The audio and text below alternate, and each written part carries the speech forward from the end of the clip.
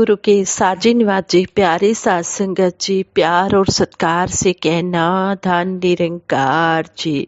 बोलिए सतगुरु माता सुदीक्षा सविंदर हरदेव जी महाराज की जय। सतगुरु दातार निरंकारी राजपिता जी, आप साध संगत माँ के आशीर्वाद से दासी आप जी से आशीर्वाद ले रही है, विचार रूप में आप जी परवान करें। अगर कोई गलती हो जाए तो क्षमा करें। साध संगत जी कहते हैं, बहुत समय पहले एक गांव में 6 बुजुर्ग आदमी रहते थे। इन 6 आदमियों में से हर एक आदमी अंधा पैदा हुआ था।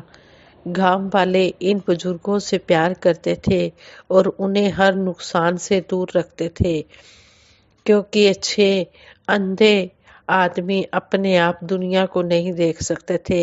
उन्होंने इसके बारे में अपनी अपनी कल्पना की हुई थी। वो गांव के बाहर के जीवन के बारे में जानने के लिए गांव में आते जाते यात्रियों की कहानियां ध्यान से सुनते थे। उन 6 आदमियों ने यात्रियों से एक कहानी में हाथियों का जिक्र सुना। उन्हें बताया गया कि हाथी भारी बोझ उठा सकते हैं, भारी वजन उठा सकते हैं, जंगलों को रोंद सकते हैं और अपनी सूंड की तेज आवाज से नौजवानों और बुजुर्गों को डरा सकते हैं। वे लोग यह भी जानते थे कि राजा की बेटी अपने पिता के राज्य में यात्रा करते समय हाथी पर सवार होती है। उन्होंने सोचा, क्या राजा अपनी प्यारी बेटी को ऐसे खतरनाक प्राणी के पास जाने देगा? वह 6 बुजुर्ग आदमी अंधे हाथियों के बारे में दिन रात बहस करते थे। पहले अंधे आदमी ने कहा, हाथी अवश्य ही एक शक्तिशाली विशालकाय जानवर होगा। उन्होंने कहानियां सुनी थी कि कैसे जंगलों को साफ करने और सड़कें बनाने के लिए हाथियों का उपयोग किया जाता था। दूसरे अंधे आदमी ने उत्तर दिया, नहीं, तुम गलत हो। अगर एक राजकुमारी को उसकी पीठ पर सवारी करनी है तो हाथी को एक सुंदर और सौम्य जानवर होना चाहिए।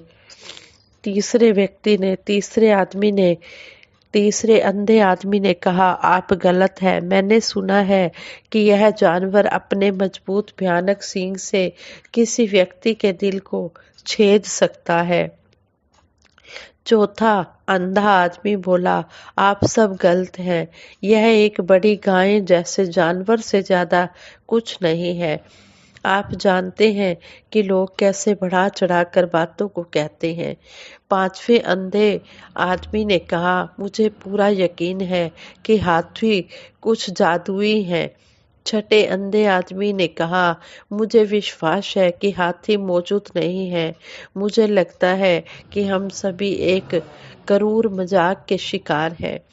गांव वाले अंधों के तर्कों से थक गए और उन्होंने हाथियों के बारे में सच्चाई जानने के लिए उन्हें राजा के महल में ले जाने की व्यवस्था की। इन नेत्रहीन आदमियों की यात्रा में मार्गदर्शन करने के लिए उनके गांव के एक लड़के को चुना गया। सबसे छोटे अंधे आदमी ने अपना हाथ लड़के के कंधे पर रखा। दूसरे अंधे आदमी ने अपने दोस्त के कंधे पर अपना हाथ रखा।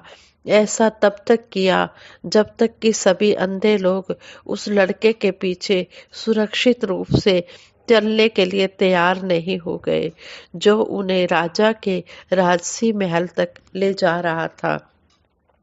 जब 6 अंधे आदमी महल में पहुंचे तो उनका स्वागत उनके गांव के एक पुराने मित्र ने किया, जो महल के बगीचे में माली के रूप में काम किया करता था।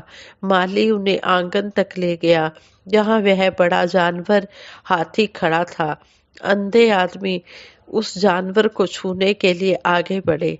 पहले अंधे आदमी ने अपना हाथ उस जानवर की हाथी की बाजू पर रखा। हाथी दीवार की तरह चिकना और ठोस होता है, उसने कहा। उसने कहा कि हाथी दीवार की तरह चिकना और ठोस होता है। यह एक बहुत शक्तिशाली जानवर होना चाहिए। दूसरे अंधे आदमी ने उठकर हाथी की सूंड पर अपना हाथ रख दिया और कहा कि यह जानवर एक विशाल सांप की तरह है। तीसरे अंधे आदमी ने हाथी के नुकीले दांत को छुआ। मैं सही था, उसने फैसला किया कि हाथी भाले के समान तेज होता है।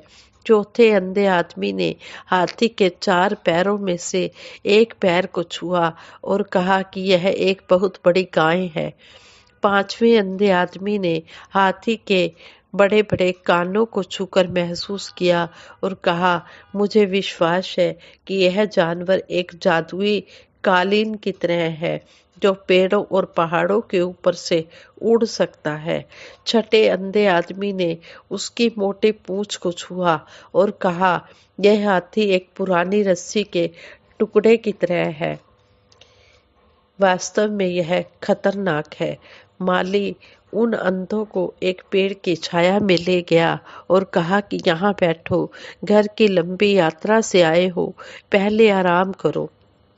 उन्होंने कहा, अच्छा तो अब मैं आपके लिए पीने के लिए पानी लाता हूँ। उस माली ने उन अंधे व्यक्तियों से कहा कि अब मैं आपके पीने के लिए पानी लाता हूँ। जब वे 6 अंधे आदमी इंतजार कर रहे थे, तभी सभी जब वे 6 आदमी माली के आने की इंतजार कर रहे थे तो वो आपस में हाथी के बारे में बात करने लगे। पहले अंधे आदमी ने कहा, यह एक दीवार की तरह है।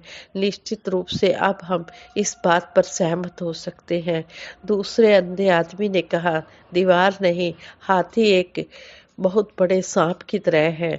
यह एक भाले की तरह है। तीसरे ने कहा, यह एक भाले की तरह है।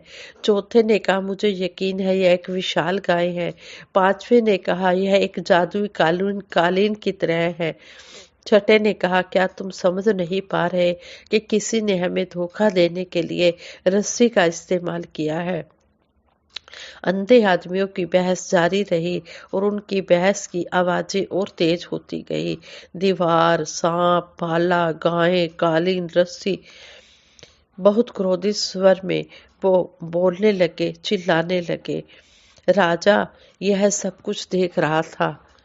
राजा ने पूछा कि आप सभी इतने आश्वस्त कैसे हो सकते हैं कि आप सही हैं। अंधों ने अपने प्रश्न पर विचार किया, यह जानते हुए कि राजा बहुत बुद्धिमान आदमी है। अंधों ने कुछ भी कहने का फैसला नहीं लिया। राजा ने कहा, हाथी एक बहुत विशाल और बड़ा जानवर है। आप में से हर एक ने केवल एक ही भाग को छुआ है, टच किया है। शायद यदि आप सभी भागों को एक साथ रखेंगे तो आपको सच्चाई दिखाई देगी। जब माली पानी लेकर लौटा तो 6 अंधे आदमी छाया में चुपचाप आराम करने लगे और राजा की सलाह के बारे में सोचने लगे। राजा सही कह रहे हैं, पहले अंधे आदमी ने कहा कि राजा सही कह रहे हैं। सच्चाई जानने के लिए हमें सभी भागों को एक साथ रखना होगा, देखना होगा, टच करना होगा। माली ने अंधों की समस्या समझी और कहा, आओ मैं अब आप सबको अपने साथ लेकर चलता हूँ। वह सभी अंधों को हाथी के पास लेकर गया। उनमें से हर एक को हाथी के सभी अंगों को हाथ से छूने का अवसर दिया। अब सब अंधे आदमी यह जान गए कि उन सब का सच पहले अधूरा था, लेकिन जब सबने हाथी के सब अंगों को छुआ तो वह सच पूर्ण हो गया। फिर पहले अंधे आदमी ने उस नौजवान लड़के के कंधे पर अपना हाथ रखा जो उन्हें घर ले जाएगा। दूसरे अंधे आदमी ने अपने दोस्त के कंधे पर हाथ रखा और यह क्रम इसी तरह तब तक जारी रहा जब तक कि सभी 6 आदमी एक साथ वापस चलने के लिए तैयार नहीं हो गए। यह समझने की बात है कि हर व्यक्ति अपने अपने दृष्टिकोण से सच देखता है, लेकिन हम सभी को दूसरे की राय का, दूसरे की सलाह का सम्मान करना चाहिए। आखिरकार असलियत के बारे में उनके विचार हमारे दृष्टिकोण से अलग है, दृष्टिकोण पर आधारित है। हम सभी को मिलकर सच्चाई के बारे में फैसला लेने का प्रयास करना चाहिए। संत कबीर दास जी ने भी कहा है, साचे का कोई ग्राहक नहीं, झूठे जगत पतीजे जी। कहे कबीर सुनो भाई साधो, अंधों को क्या कीजे जी। कि सच्चे का तो कोई ग्राहक नहीं है। इस झूठे संसार के ऊपर ही सभी अपना समय लगा रहे हैं। सच्चाई की तरफ कोई आने को, सच्चाई को कोई जानने की कोशिश ही नहीं करता है। साध संगत जी कहते हैं कि जो समय के सतगुरु के पास जाकर इस सत्य परमात्मा को जान लेता है, वह सहज और आनंद में जीवन जीता है। जब तत्वदर्शी सतगुरु के दर्शन हो जाते हैं तो इस अविनाशी परमात्मा के भी दर्शन हो जाते हैं। जिस तरह संसार में अनेक समुद्र हैं, परंतु बादल के द्वारा लाया हुआ जल ही पीने योग्य होता है, इसी प्रकार निराकार ब्रह्म अनंत रूप में हर जगह समाया हुआ है, परंतु यह हमारे लिए लाभदायक तो सतगुरु के द्वारा ही होता है। गाय के शरीर में जो घी है वह किसी के शरीर को पुष्ट नहीं करता। जब कोई उसका दूध दुहकर युक्ति से घी निकालकर उसे खाता है तो ही उसे उसका स्वाद आता है और उसके शरीर को पुष्टि मिलती है। इसी प्रकार जो शब्द की चोट हमारे मन का मंथन करके उससे निकला मक्खन हमें खिला सके, उस सतगुरु की जरूरत हर समय रहती है। सतगुरु के बिना ब्रह्म की खोज हो ही नहीं सकती है। सतगुरु ही इस ब्रह्म से जोड़ते हैं, इस परमपिता परमात्मा निरंकार का ज्ञान कराते हैं, इस सत्य की जानकारी कराते हैं। सतगुरु शहनशाह बाबा अवतार सिंह जी महाराज भी संपूर्ण अवतार वाणी द्वारा हमें समझा रहे हैं। पढ़ लो चाहे इतिहास पुराने, पिछले वलियों पीरों के, पलट दिए हैं सतगुरु ने ही रुख उनकी तकदीरों के। आज तक जो हुए जितने स्वयं किसी ने पाया नहीं, राम कृष्ण व नानक को भी स्वयं नजर यह आया नहीं।